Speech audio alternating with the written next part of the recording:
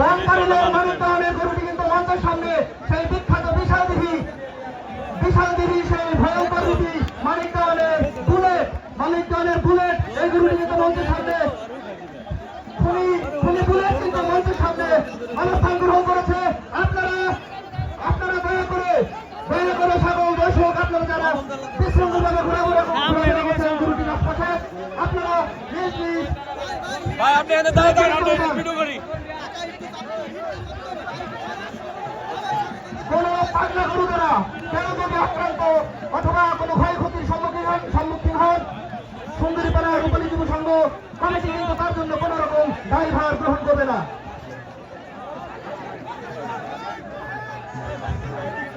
যেসব গরু মালিকরা আপনাদের গরুগুলো মাঠে প্রবেশ করাবেন অনুগ্রহ করে মঞ্চে এসে আপনাদের নিজের নাম, গরুর ধরন এবং ঠিকানা সহ